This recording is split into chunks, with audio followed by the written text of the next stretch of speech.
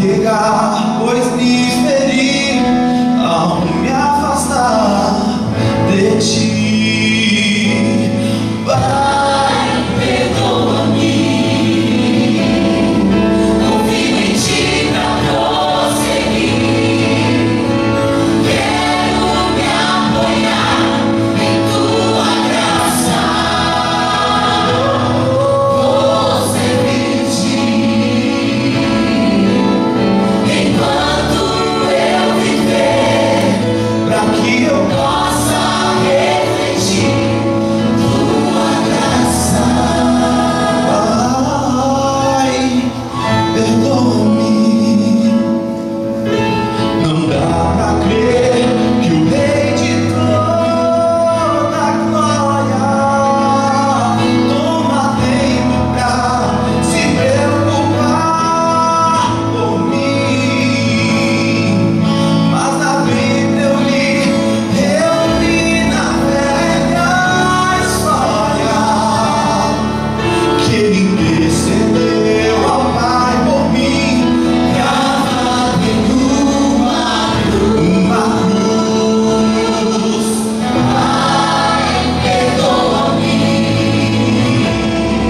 Confio em ti pra prosseguir. Quero me apoiar.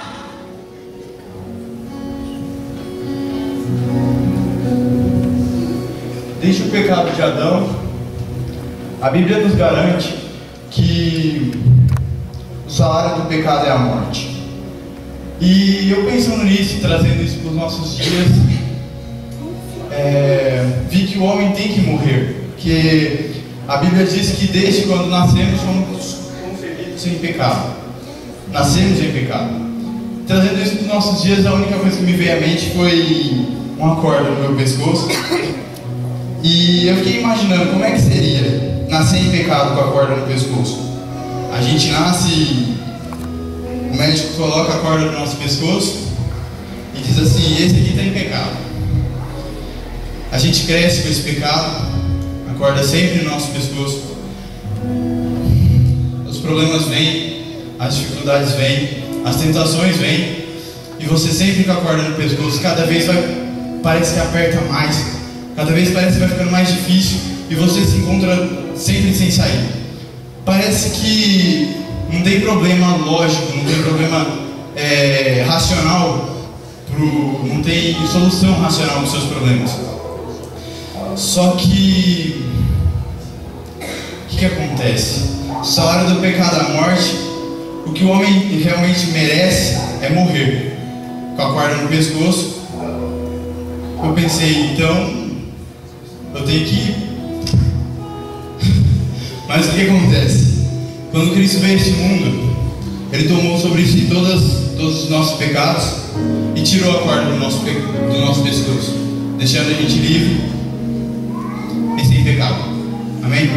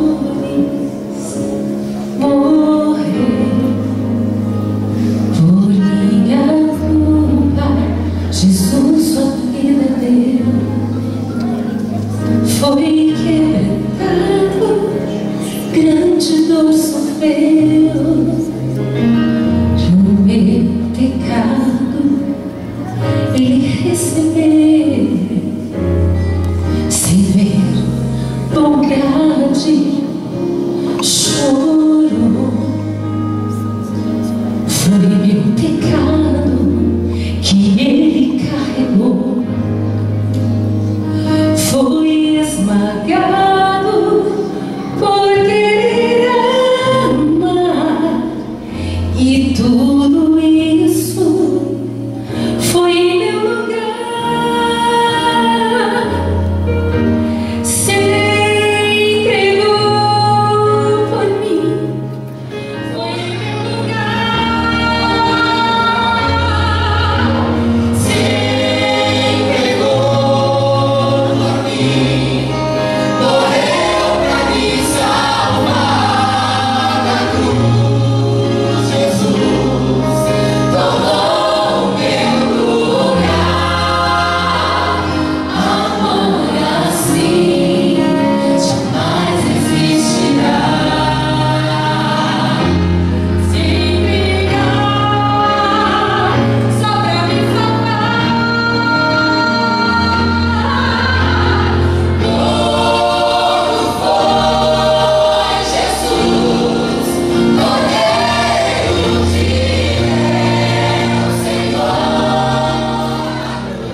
Bem-vindos à Casa de Oração para mais um culto onde vamos compartilhar a palavra do Senhor. Josué, faz um favor, diga àquela filmadora que está aqui que o meu colaborador sumiu. E eu preciso depois dar uma olhada no vídeo para poder melhorar os erros e também para poder postar no YouTube as pregações que vão estar. Todas as pregações da semana de oração vão estar no YouTube depois. É só abrir a tampinha, apertar o botão vermelhinho que fala REC. Como vocês estão bem nessa noite? Como passaram de ontem para hoje? Pois é, estamos numa quinta-feira juntos na igreja. Você poderia estar assistindo alguma coisa em casa, né? Ouvindo alguma música, estudando na faculdade. Tem gente que faltou na faculdade, né? Podia estar aqui. Você podia estar em outros lugares se você decidiu estar aqui na casa de oração para poder ouvir a palavra de Deus. E é isso que nós vamos ouvir nos próximos 20 minutos pela graça de Deus. Amém? Então vamos falar sobre a cruz. Um tempo atrás eu estava viajando por uma estrada do Paraná, muitas curvas, e a minha filha notou algo e falou assim: pai, por que tem tantas cruzes na estrada? E de fato, quase cada curva tinha um monte de cruzes. Meio sinistro, né, gente? Quando você vai pela estrada e de repente você vê uma curva e um monte de cruzes. E aí então eu expliquei para ela que isso significava que naquela curva seguramente teve um acidente e pessoas morreram. Aí ela ficou mais horrorizada ainda. E toda vez que eu vi uma curva, olha papai, alguém morreu. Toda curva ela me falava isso, porque ficou impressionada com isso. A cruz é o símbolo do cristianismo, mas não era isso. Nem sempre foi assim. Hoje a cruz está por todos os lados, nas bíblias, nas igrejas, nas praças, nas ruas. Tem gente que carrega no pescoço a cruz em forma de colar, e até chique carregar uma cruz. Mas a Bíblia nem sempre foi um símbolo bonitinho como é agora. Na verdade, a cruz era uma das coisas mais horrorosas que já existiu na humanidade. Acredita-se que foram os persas que inventaram a morte de cruz, que inventaram a tortura da cruz. E aproximadamente 3 séculos antes de Cristo começou a ser utilizada essa forma de tortura e de morte. E foi tão eficaz que mesmo 3 séculos depois de Cristo ainda se usava essa tortura. Durante 6 séculos esse mundo suportou a morte de cruz. Era uma morte violenta, era uma morte feroz, e por isso, por tanto tempo foi utilizada especialmente pelo Império Romano. E sabe que eu me pergunto às vezes, por que será que Jesus não usou uma outra forma de morrer? Deus tinha que morrer, sim, Jesus tinha que morrer. Mas por que não morrer de uma outra forma? Tipo uma injeção, que a pessoa está quietinha, daqui a pouco morreu. Não seria mais humana essa morte? Não seria mais tranquila, menos escandalosa? Ou que tal uma injeção, uma morte do tipo desmaiar? Eu nunca desmaiei, mas talvez tenha gente que desmaiou. E algumas pessoas me falam assim: Gabriel, se um dia eu for morrer, eu queria morrer desmaiado. Porque é uma sensação tão linda, a gente vai apagando, vai dormindo, e daqui a pouco não sente mais nada, né? Jesus podia ter morto assim, desmaiado. Talvez junto dos seus amigos, rodeado, abraçado com seus discípulos. Talvez um monte, onde estava toda a congregação olhando para ele, deitar na grama verde e dormir e morrer. Não, mas Jesus tinha que fazer tudo dramático, né? Tinha que morrer da pior forma que tinha para morrer. Por quê? Por que cruz? Por que morrer assim? E a resposta não está em Deus, a resposta está em nós, seres humanos. Sabem por quê? Porque o propósito de Deus era causar impressão. Deus queria que a gente fosse realmente impressionado pela sua morte. Por isso escolheu a forma mais terrível de morte que tinha naquele momento. E nós seres humanos gostamos de um draminha, né? Por isso que noticiário de televisão não consegue passar historinhas lindas. Foi fundado um jardim de crianças no bairro. Não, eles não passam essas coisas. Uma família feliz fez finalmente seu sonho da casa própria. Não, essas coisas não passam. Morte, acidente, terremoto, isso que passa no noticiário. Por quê? Porque a gente gosta. A gente gosta de escândalo, de drama. A gente gosta de coisas que sejam escandalosas. Gostamos disso. Queremos ser impressionados com coisas fortes.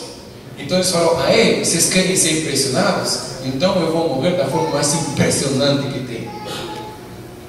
E olha que mesmo assim, às vezes a gente nem se lembra da morte de Cristo. Já pensou então se ele tivesse dormido quietinho, tranquilinho e morrido dessa forma?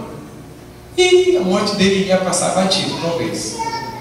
Mas ele morreu da forma escandalosa, de uma forma cruel, muito sangue, muito sofrimento, muita dor, para que a gente fosse impressionado através dessas cenas magníficas e terríveis ao mesmo tempo. A morte de cruz tinha vários passos que faziam com que fosse terrível. Na verdade, a crucifixão não iniciava no momento em que a pessoa era pendurada na cruz. Iniciava antes. Iniciava-se com flagelação ao condenado através de açoites. Um látigo, mas não um látigo comum como outros de couro, mas um látigo que em cada tira do couro, nas pontas, tinha pedaços de osso e de ferro, de tal maneira que ao bater nas costas do condenado, o látigo entrasse na pele e em muitas ocasiões arrancasse pedaços de pele. Dessa forma então as pessoas que eram castigadas, flageladas através desse castigo, eles tinham costelas e ossos dos ombros expostos, por causa de que a carne se abria pelos látigos, que eram 40. E não apenas as costas, mas o condenado era amarrado a um poste, e aí então alguns soldados batiam nele. Segundo os relatos históricos daquele tempo, temos essa ilustração. Então, se o condenado se virava, o golpe vinha pela frente, não por trás. Mas o instinto de proteção fazia que o condenado se abaixasse. Portanto, a maior parte dos como chama? Os açoites, os golpes, a maior parte deles eram nas costas, pelo instinto de proteção. Mas às vezes vinha no rosto e desfigurava o rosto. No corpo, qualquer parte do corpo, era assim que funcionava. Muitos morriam nesse momento. Muitos morriam, nem sequer chegavam no momento de ser pendurados na cruz. Eles já morriam ali. E aqueles que eram fortes o suficiente para suportar essa flagelação, então agora eles precisavam carregar a sua própria cruz e levá-lo para o lugar da condenação. No caso de Jesus não foi longe, foi pertinho. Foi um monte pertinho da saída de Jerusalém. Mas tinham outros que percorriam maior distância ainda para poder levar a cruz até chegar no local. Quando chegavam no local, as mãos eram amarradas ou pregadas e os pés também, numa posição que fazia com que a crucifixão fosse uma real tortura. Por que um crucificado morria? Será que ele sangrava até morrer? Não era por isso. Será que ele ficava numa posição em que quebrava o corpo? Não era por isso. Na verdade, o crucificado morria de asfixia. Por quê? Ele estendia os braços e o corpo todo era pendurado através desses braços. Portanto, já logo no início, tinha um deslocamento de ombros e de pulsos, que todo o peso do corpo estava em cima disso. Mas os pés eram pregados também, numa posição em que o condenado ficava um pouquinho abaixado assim. Isso era estratégico. Ele não podia ficar esticado. A estratégia é que ele ficava um pouco abaixado. Porque ao estar pendurado pelas mãos, o pulmão era contraído e ele não conseguia fazer um movimento de respiração. Já ficou num lugar apertadinho que não conseguia respirar? Já aconteceu? Que agonia, né, gente? Você não consegue respirar porque não tem espaço, não tem forma de o pulmão se expandir. E é isso que acontecia com o crucificado. Pela posição das mãos, os músculos do peito eram esticados a tal ponto que oprimiam o pulmão. Então, para respirar, o condenado precisava esticar suas pernas para aliviar a pressão do pulmão. Mas doía muito as pernas e começava a dar câimbras, então soltava novamente. E subia, e soltava, e subia, e soltava. Cada respiração era uma agonia terrível. A tortura da cruz não era tanto o prego na mão, não era tanto o fato de estar nu, exposto ao sol. Não, a tortura da cruz era o fato que não conseguiam respirar. Era quase impossível falar, muito menos gritar, numa situação dessas. E aí os condenados ficavam um dia, 2 dias, 3 dias nessa situação. Desmaiavam, acordavam de novo e desmaiavam, sem comer, sem beber. Por misericórdia, eles davam um líquido composto com vinagre para que esse líquido pudesse adormecer um pouco o corpo e evitar a dor do sofrimento. Até que finalmente, então, ele não conseguia mais resistir e conseguir ter força para levantar suas pernas, endireitar seu corpo. Ele não conseguia mais ter força, então o pulmão colapsava ou sofria um ataque cardíaco e morria. Nós não sabemos exatamente como foi que Jesus morreu.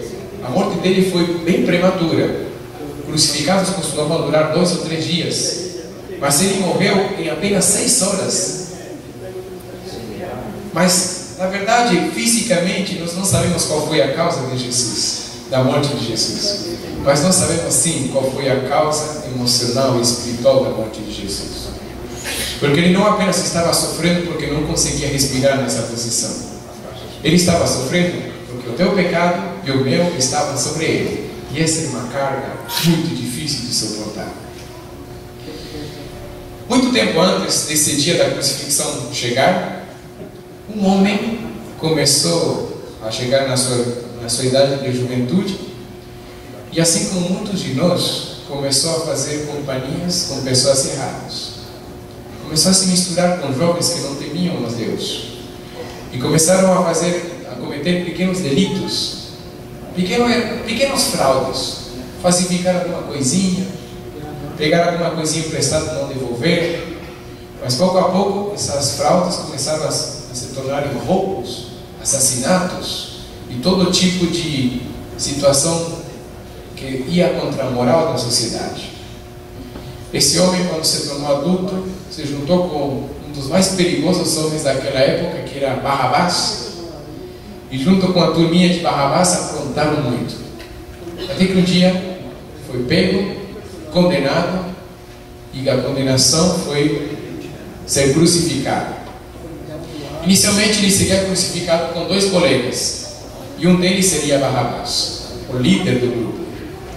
Mas Barrabás foi trocado por um outro condenado, Jesus.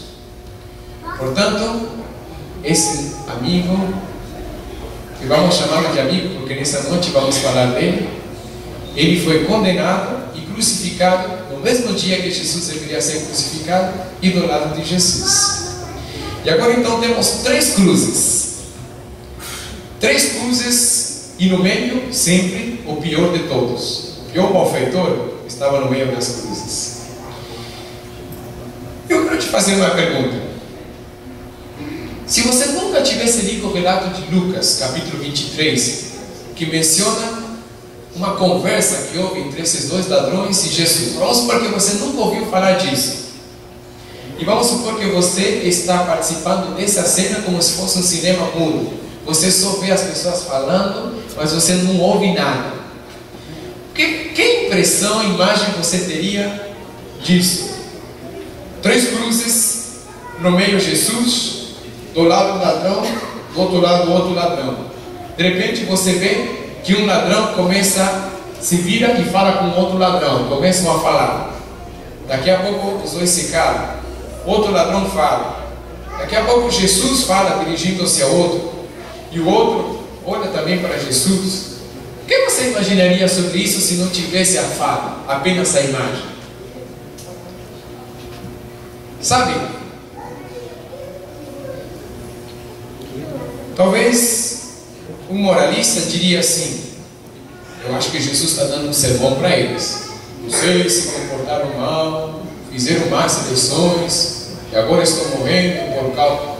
Talvez. Um liberalista pensaria o seguinte: eu acho que Jesus está falando, está tudo bem, amigos, está tudo bem, não se preocupe. Um espírita talvez falasse assim: bom, eu acho que Jesus está falando assim, não se preocupem, tem uma nova encarnação para fazer as coisas direito. Na próxima a gente acerta.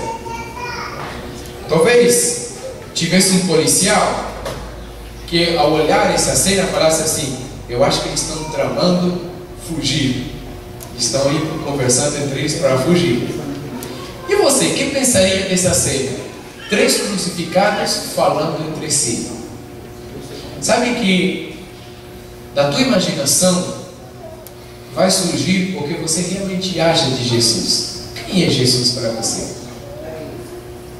Como você se imagina Jesus agindo em diferentes circunstâncias? Pois o que aconteceu foi algo muito interessante. Lucas capítulo 23, verso 33, 39 e diante. Lucas capítulo 23, verso 33. E quando chegaram ao lugar chamado a Caveira, ali o crucificaram e os malfeitores, um à direita e outro à esquerda. Verso 39. E um dos malfeitores que estavam pendurados blasfemava dele, dizendo: se tu és o Cristo, salva-te a ti mesmo e a nós. Esse era o argumento desse ladrão. Notem que eles eram ladrões, os dois ladrões. Eu acho que não poderia existir uma figura mais representativa do que isso. Se a Bíblia dissesse assim, e Jesus foi pendurado no meio de 2 médicos, a gente ia achar estranho, né? Médicos sendo crucificados. Oh, mas eles dedicam a vida a salvar pessoas. Ou que tal se tivesse a figura de advogados? 2 advogados crucificados por Jesus. Nossa, eles não conseguiram nem se defender. E a gente começaria a questionar, né? E que tal se fossem políticos? Bom, até que passaria, né? Mas, sei lá, um político poderia ter uma outra forma de se defender. A gente poderia colocar vários exemplos, mas não tem melhor exemplo para mostrar a situação do que um ladrão. Porque um ladrão, por mais bonzinho que seja, é condenado pela sociedade.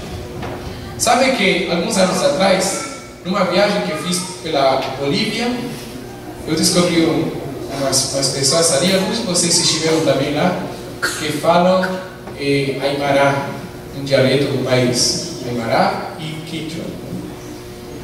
E eles têm, desde os tempos remotos, quando existiam apenas as pessoas nativas aqui na América, eles tinham um ditado que dizia assim: Amachua, Amaqueia, Amachona. Eu não sei se é Aymara ou Quechua. Espero que nenhum boliviano esteja aqui para me corrigir a pronúncia.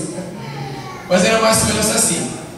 E isso aí significava o seguinte: essas eram todas as leis que o povo tinha. E significava o seguinte: não roubas, não roubes, não mates, não mintas.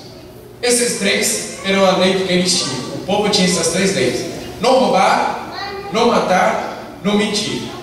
E se a gente for analisar as culturas do passado, antigas e modernas, a gente vai perceber que naturalmente o ser humano acha que matar, roubar são coisas erradas.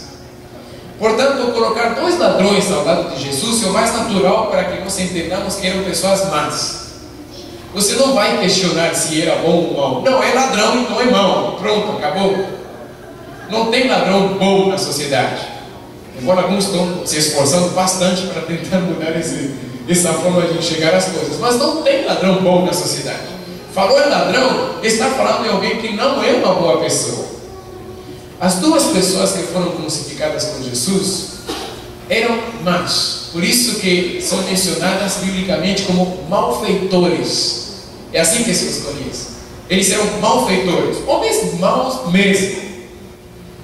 Isso é importante que você entenda. não eram pessoas que foram condenadas injustamente ou de forma talvez política. Não, eles eram malfeitores mesmo. E um deles, agora então tenta barganhar, como se fala? Barganhar? Obrigado. Um deles tenta barganhar com Jesus e fala assim: Senhor, se tu és o Cristo, ou ele não acreditava, dúvida, se tu és o Cristo, então sai dessa, meu irmão, e tira a gente junto, estamos juntos nisso. Se tu és o Cristo, sai e tira a gente junto. Tenta barganhar, né? Se tu és o Cristo. Sabe que esse ladrão representa as pessoas que só vão acreditar em Deus se Deus fizer alguma coisa por elas. E tem muitas desses, temos muitos desses. Se Deus fizer tal coisa, então eu acredito. Por isso, meu irmão, muito cuidado com essas provas que você faz de Deus. Muito cuidado. Se acontecer tal coisa, então eu vou tomar decisão ao lado de Jesus. Eu te pergunto, precisa mais prova ainda de que Jesus é teu Salvador e quer que você vá para o céu? A cruz não é suficiente então? Não, mas a gente fica pedindo mais prova ainda. Se acontecer tal coisa, então significa que eu tenho que me batizar. Para com isso! Não fique pedindo coisas que Deus já te revelou de forma clara, porque você vai se colocar no terreno encantado do inimigo.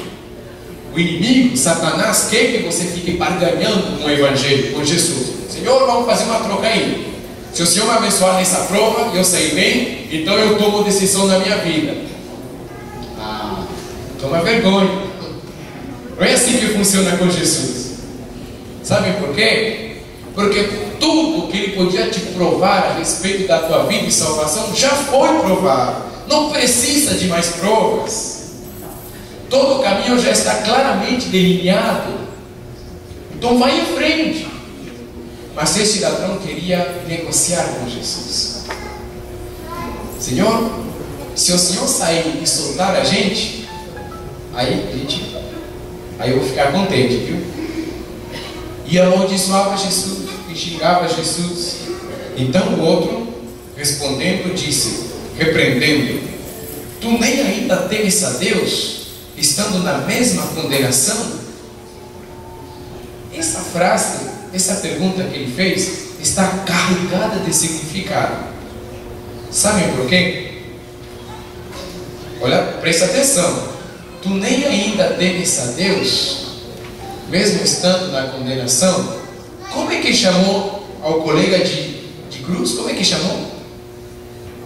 Deus. Você percebeu isso? Como foi que o ladrão chamou ao colega que estava pendurado ali na cruz? Deus. Falou assim: tenha cuidado, abre teu olho, você não está falando com qualquer um, não. Esse aqui é Deus. Deus está morrendo na cruz. Você e eu estamos condenados e estamos quase a morrer. Mas tome cuidado para não falar contra Deus justamente no momento da morte. Isso aqui é uma declaração messiânica. Isso aqui é impressionante. Isso é algo que a mente não consegue chegar a essa combinação de ideias. Isso aqui foi revelação divina para esse ladrão. Isso aqui foi a graça de Deus inundando a sua mente e seu coração, para que ele chegasse à compreensão de que essa pessoa que estava ao seu lado não era um malfeitor, não era nem sequer um homem comum, era o próprio Deus que estava morrendo ali. E agora então continua dizendo: nós, na verdade, com justiça, porque recebemos o que os nossos feitos mereciam, mas este nenhum mal fez. O outro ladrão não reconhecia seu mal. Se tivesse um jeitinho de escapar da condenação, estava disposto a fazer. Esse aqui não. Ele reconhece: não, o que está acontecendo com a gente é justo. Nós somos maus. Eu mereço essa morte, você merece essa morte. E vamos morrer, porque essa é a condenação. Mas este aqui não merece essa morte. Então veja só os passos da restauração desse homem, desse ladrão. Primeiro, reconheceu que ele estava do lado de Deus. Segundo, reconheceu que ele era uma pessoa pecadora e merecia o que estava acontecendo. Ele não reclamou da cruz.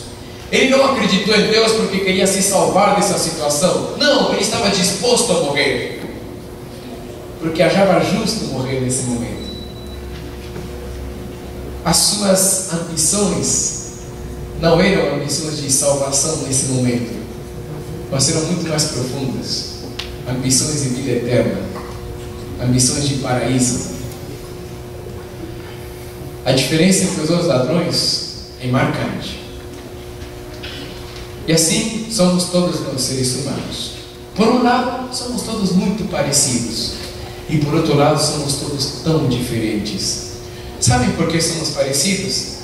Porque a Bíblia fala em Romanos capítulo 3, verso 23: porque todos pecaram e destituídos estão da glória de Deus. Eu e você estamos juntos nessa. Somos parecidos, somos iguais nesse sentido. Todos nós somos iguais. Todos pecamos, todos estamos destituídos da glória de Deus, portanto, vamos direitinho para o inferno. Nisso aí somos todos iguais. E qual é a diferença entre uns e outros? Qual foi a diferença entre um ladrão e outro? Será que foi uma diferença de cunho religioso? Um critério religioso? Não. Os dois estavam afastados de Deus antes desse momento. Os dois não eram boas pessoas. Será que foi uma diferença em questões legais? Não, os dois tinham sido condenados à mesma morte, pelo mesmo crime. Será que era uma diferença em questão da moral? Também não, porque ambos eram malfeitores contrários à sociedade. O critério que separa o homem no mundo e na eternidade, o critério que separa as pessoas, é qual vai ser a resposta deles ao chamado da cruz. É isso, essa é a diferença. Todos os seres humanos somos iguais, até que chega um momento em que a cruz chama, e aí que se vê a diferença entre as pessoas. Gabriel, mas você está falando que todos são iguais perante Deus? Somos iguais? Porque olha só, tem pessoas que são muito corruptas, né?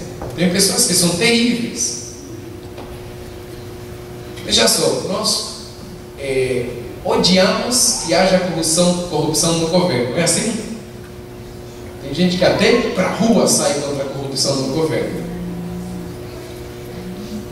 E apresentar atestado médico falso não é corrupção? É tudo bem, né? E falsificar carteirinha de estudante. Não, os políticos são tudo corruptos. Mas roubar uma TV a cabo, daquele jeitinho de TV a cabo, tranquilo.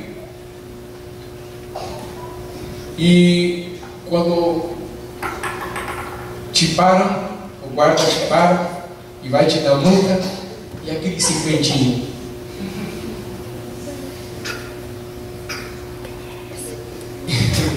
E quando você bate o ponto do colega de trabalho porque ele vai atrasar um pouquinho. Não, os corruptos de Brasília são terríveis. Mas e furar fila? Não é corrupção? E colar na prova.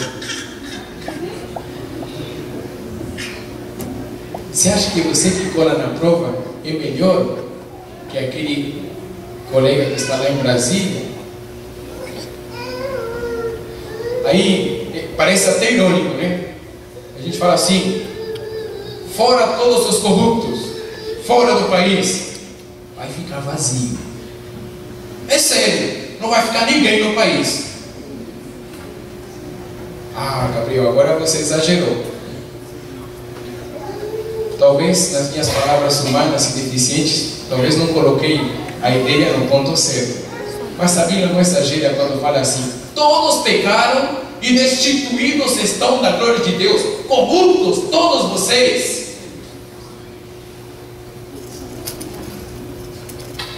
Essa é a mensagem da cruz. Essa é a mensagem da Bíblia. Todos nós estamos condenados, mortos em ofensas e pecados.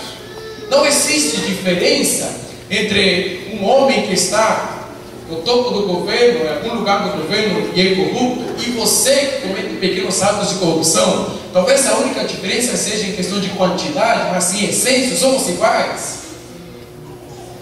E o ladrão na cruz entendeu isso. Ele entendeu esse ponto. Ele entendeu que todos somos corruptos, todos somos malvados, somos malfeitores. Mas a diferença é que algumas pessoas aceitam o chamado da cruz e outras preferem ignorar. Algumas pessoas lutam para poder finalmente ficar em pé na vida. Outras pessoas se deixam cair e ser levantadas por Jesus. E esse ladrão na cruz foi isso que fez. Tomou essa decisão. Aceitou sua culpa. Eu sou errado. Nós somos errados. Somos malfeitores. A condenação é justa. Merecemos isso. Mas esse não merece.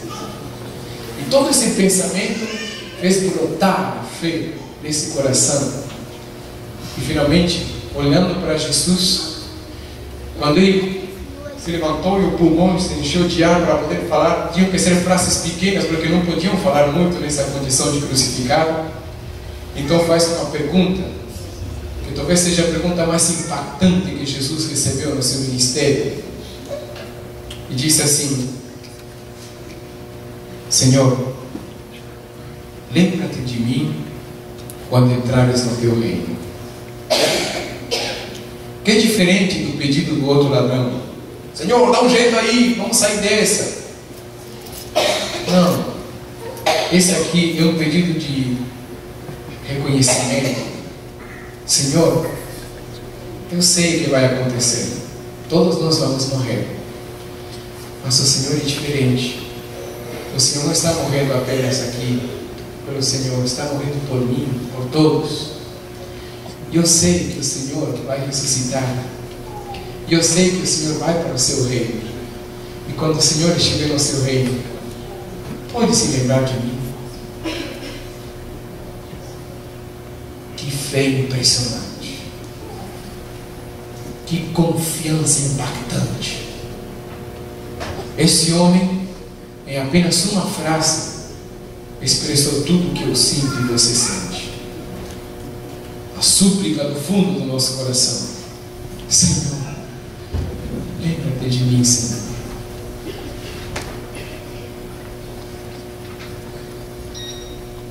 Podia ser até arriscado falar uma coisa desses. Senhor, lembra-te de mim. O que será que Jesus ia se lembrar? Ah, vou lembrar do criminoso que se crucificou do meu lado. Vou lembrar do ladrão, do assassino. Mas esse ladrão se arriscou a pedir para que Jesus se lembrasse dele, porque sabia que o que Jesus se lembraria não seria dos seus atos malvados. Jesus se lembraria dele, da sua vida, e lhe daria uma nova oportunidade. Então Jesus olhou para ele, e eu acho que o céu inteiro, olhando para esse momento, a expectativa para saber a resposta de Jesus. E Jesus colocou toda a força do seu ministério, todo o ânimo que acompanhou ele desde que nasceu nesse mundo, toda a súplica do seu coração para ajudar o ser humano, tudo ele colocou numa só frase e respondeu para esse homem: em verdade te digo hoje, estarás comigo no paraíso. Amém. Amém. Depois disso, não importava mais morrer. Depois disso, as horas de agonia que continuaram para o ladrão já foram insignificantes. Ele foi uma das pouquíssimas pessoas que esse mundo já teve que ouviram em vida uma confirmação divina de que estariam no céu. Eu daria tudo para ouvir isso de mim. Para Deus chegar perto de mim e falar assim: Gabriel, você vai estar comigo no paraíso, Gabriel. Você gostaria de ouvir isso da parte de Deus? Pois saiba que você pode ouvir isso pela fé. O mesmo Deus que estava do lado do ladrão está do seu lado nessa noite. O mesmo Deus tem o poder de perdão e restauração que teve aquele dia. E esse mesmo poder que esse Deus tem está capaz de dizer essa mesma frase para você nessa noite. Eu te digo, te confirmo agora, você vai estar comigo no céu. Acredite. Basta você ter a fé que o Adão teve. Acreditar que o que está acontecendo é Deus morrendo por nós, por nossos pecados, e nos dando a oportunidade de uma nova vida. Sim, eu acredito, Senhor. Eu acredito na Tua palavra. Eu acredito na Tua promessa. Eu acredito no que foi escrito muito tempo atrás, mesmo antes do Senhor vir a este mundo, através da pena inspirada do profeta Isaías, no capítulo 53. Quem deu crédito à nossa pregação? E a quem se manifestou o braço do Senhor? Porque foi subindo como renovo perante Ele e como raiz numa terra seca. Não tinha parecer nem formosura. E olhando-nos para Ele, nada víamos que o desejássemos. Era desprezado e o mais indigno entre os homens. E experimentávamos trabalhos como um de quem os homens escondem o rosto. Era desprezado e não fizemos dele caso algum. Verdadeiramente Ele tomou sobre si as nossas enfermidades e as nossas dores levou sobre si. E nós o reputamos por aflito, ferido de Deus e oprimido. Mas Ele ferido foi pelas nossas transgressões e moído pelas nossas iniquidades. O castigo que nos traz a paz estava sobre Ele, e a iniquidade de todos nós. Todos nós andávamos desgarrados como ovelhas, cada um se desviava pelo seu caminho, mas o Senhor fez cair sobre Ele a iniquidade de todos nós. Ele foi oprimido, mas não abriu a sua boca. Como um cordeiro foi levado ao matadouro, e como uma ovelha muda perante os seus tosqueadores, Ele não abriu a sua boca. Da opressão e do juízo foi tirado, e quem contará o tempo da sua vida? Porquanto foi cortado da terra dos viventes, pela transgressão do meu povo foi Ele atingido. E puseram a sua sepultura com os símpios e com o rico na sua morte, porquanto nunca fez injustiça, nem houve engano na sua boca. Todavia, ao Senhor agradou moê-lo, fazendo-o enfermar. Quando a sua alma se puser por expiação do pecado, verá a sua posteridade, prolongará os dias, e o bom prazer do Senhor prosperará na sua mão. O trabalho da sua alma ele verá e ficará satisfeito. Com o seu conhecimento, o meu servo, o justo, justificará a muitos, porque as iniquidades deles levará sobre si. Pelo que lhe darei a parte de muitos, e com os poderosos repartirá ele o despojo, porquanto derramou a sua alma na morte e foi contado com os transgressores. Mas Ele levou sobre si o pecado de muitos e pelos transgressores intercedeu. Amém.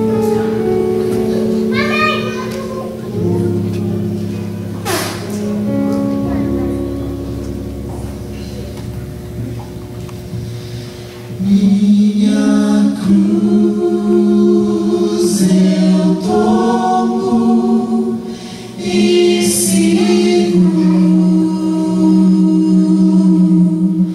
a Jesus.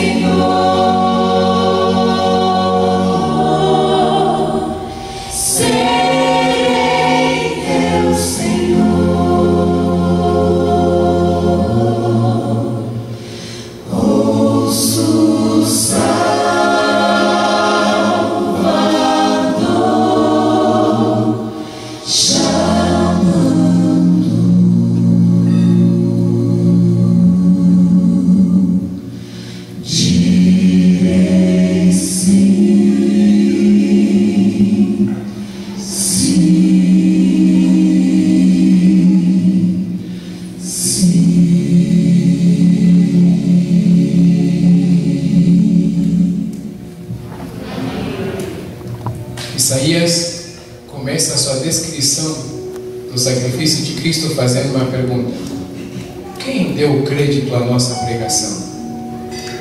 E a mesma pergunta eu faço para vocês nessa noite. Quem deu crédito à pregação do Evangelho dessa noite? Quem acreditou? Quem tomou para si? Quem se impressionou com a mensagem da cruz e com a história desse ladrão, que pode ser também nossa história? Então não quero te deixar passar batido essa oportunidade. Se você foi impressionado, se você deu crédito à pregação, eu quero te fazer o convite para fazer pública a tua aceitação de Jesus, vindo aqui à frente, para que possamos orar por você, para que a graça de Jesus possa encher teu coração, para que você possa ouvir dos sábios de Jesus. Em verdade te digo hoje, estarás comigo no paraíso. Por que vou orar essa noite? Por quem? Quem deu crédito à nossa pregação?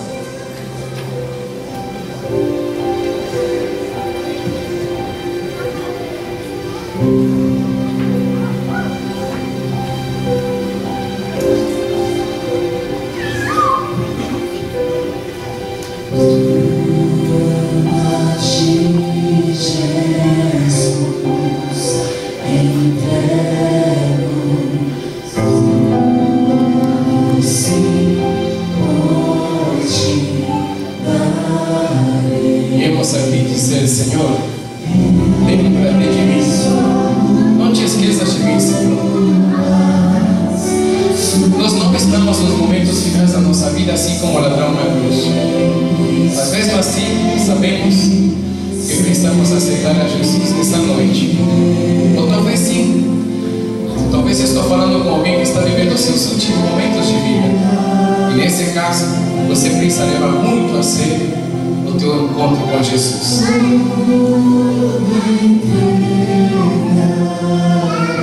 Que tal fazer do fundo do coração essa pergunta a Jesus nessa noite? Senhor, podes te lembrar de mim quando fores ao teu reino?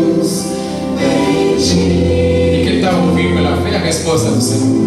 Claro, meu filho, você vai estar com certeza comigo no paraíso. O paraíso celestial. Por isso vamos agora então orar ao Senhor. Vocês que estão sentados também entreguem seu coração a Jesus. Vocês que estão assistindo pela internet, façam isso nesse momento. Eu não tenho coragem de poder esperar até amanhã para te fazer esse apelo de entregar o coração a Jesus, porque não sabemos o que vai acontecer essa noite e amanhã.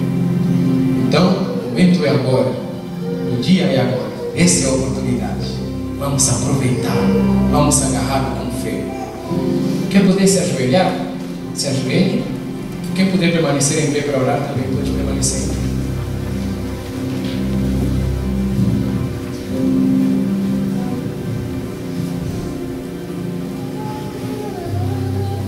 Querido Senhor, nosso Salvador, nosso Deus, estamos perante a Tua presença através do sangue expiatório do lindo e carinhoso Jesus.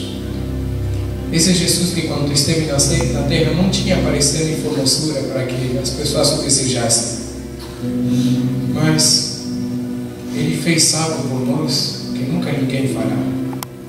Ele nos apreciou, nos valorizou, nos amou a tal ponto que esteve disposto a passar pela tortura da cruz. Ele queria morrer de uma forma escandalosa, porque a salvação que Ele ia nos oferecer é escandalosa. Ele queria morrer de uma forma tal que impressionasse o nosso coração. Querido Jesus, estamos impressionados. Queremos te dizer que as cenas da cruz, tudo que passaste nessas 6 horas de aflição, impressiona o nosso coração. Pedimos perdão, Senhor, porque muitas vezes essas cenas fugiram da nossa mente, não lembramos e cometemos tantas faltas por nos afastar de Ti. Mas queremos, em contrição, voltar aos Teus pés de amor e te dizer: Senhor, de aqui eu só vou sair se Tu me abençoares. E nessa noite viemos aqui para ser abençoados por Ti. Uma quinta-feira viemos para ser abençoados por Ti. E essa semana de oração acreditamos que é para ser uma bênção para cada coração aqui presente. Querido Pai, quero te agradecer porque tem pessoas que estão nos visitando e ouviram a Tua palavra. E acreditamos que essa palavra vai frutificar em seus corações. Também queremos te agradecer porque há pessoas que estão aqui presentes e estão passando por angústia essa semana, porque o inimigo está atacando com muita força.